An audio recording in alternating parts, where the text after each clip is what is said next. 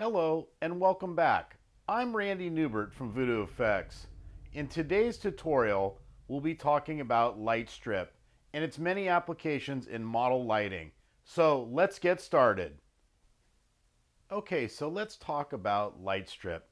I've got a few examples of what light strip comes in, and it comes in all sorts of different styles, different densities, and different kinds.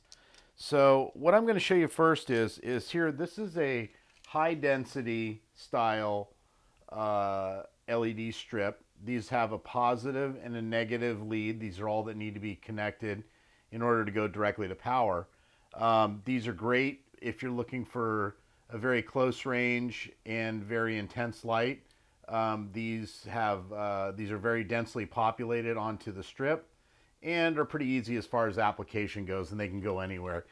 Okay, another style we've got is this is like a single density, and this is more of this is broken out more into a smaller patterns in between.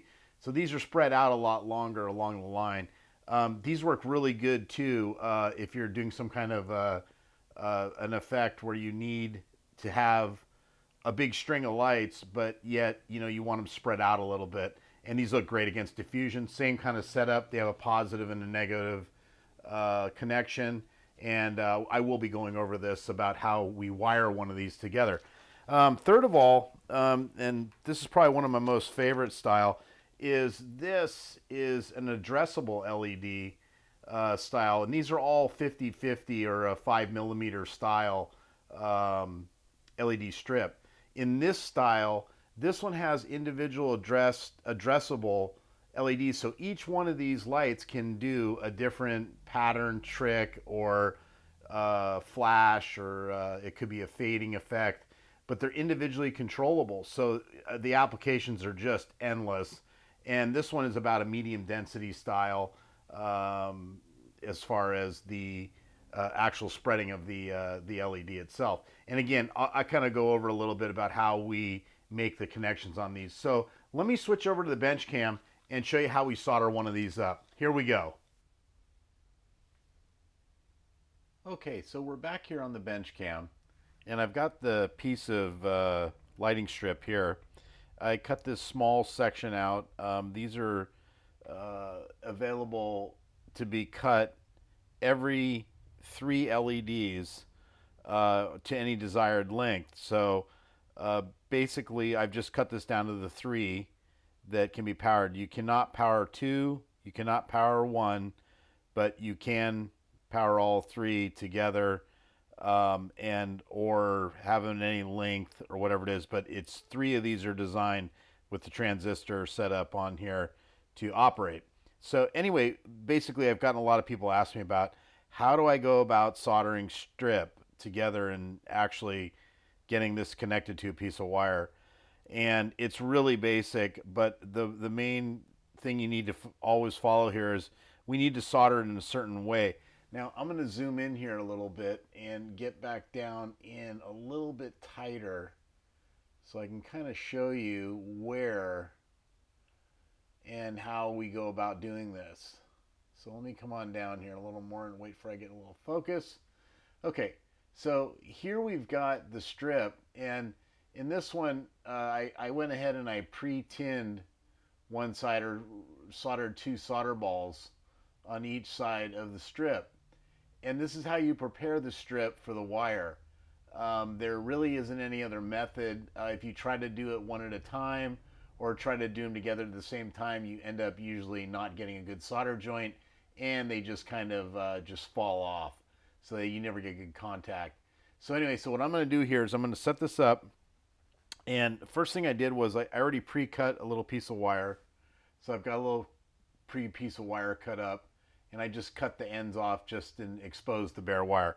So what I'm going to do first, and let me make sure I'm in frame here, is I'm going to get a little bit of solder up, and what I'm going to do is I'm going to pre-tin the wire. And all you do is you just barely get the wire hot, and then just apply a little bit of rod, and that's it. And what I've done now is I've basically created a little bit of solder onto the wire so it has something to stick to when I heat both of them together and actually install them on the strip. So what I'm going to do here is let me cut these down just a little shorter because you don't want the ends hanging out too long with the coating. And then what I'm going to do is I'm going to put this, and let me make sure again that I'm in a good frame view. And let me get down a little lower, see if I can get down just a little bit more, see if that'll focus in. Now let's see, I think I need to drop out just a little more so I can get some good focus. Okay, that looks like that's coming in pretty good. Okay, so now I've got the clear two pads here. They're both marked 12 plus and 12 volts plus and minus. So it's basically positive and minus on each side. They can run off 9 volts, but they can't go as low as 5 volts. They don't really like it. So what I'm going to end up doing is, how I'm going to do this, I'm going to take the soldering iron and I'm going to barely get it on the pad and start heating the pad, being careful not to run into the LED.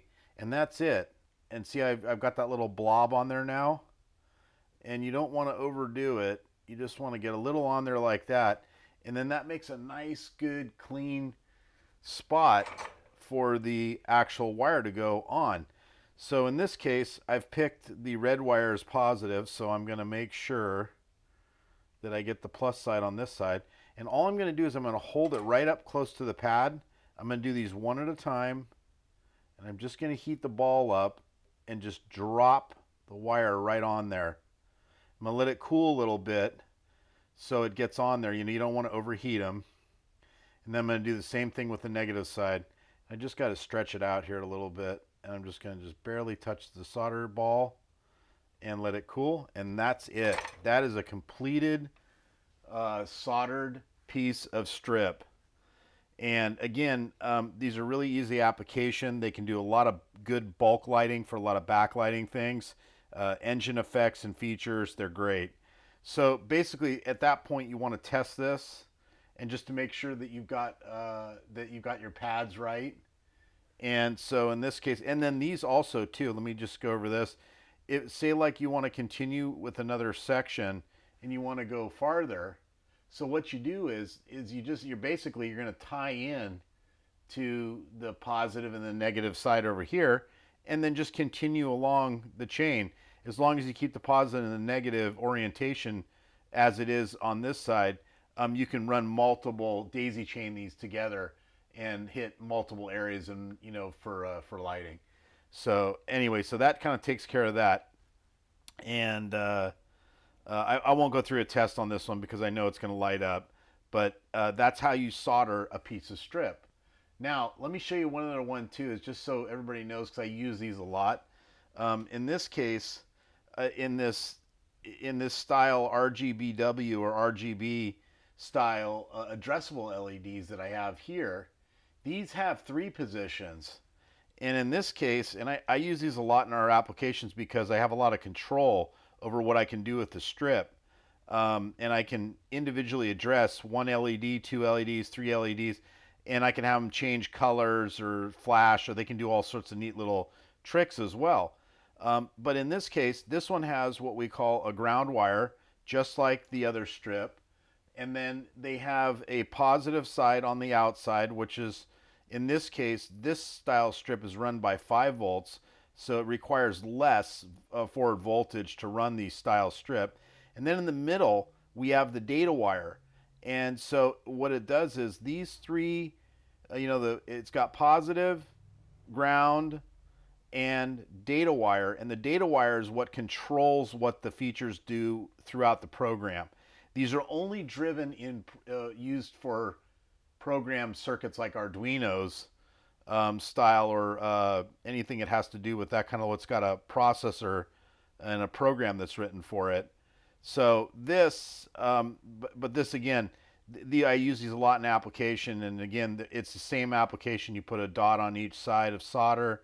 You make sure that you get your ground and your positive on the correct sides, and then the data wire in the middle, and that's it. And these also, in this case, for these ones, they can be cut into singular applications. So these ones can say, if you're set up on the programming, you only want one or two of them, you can just make the cut mark at number 2 and you can control just the 2.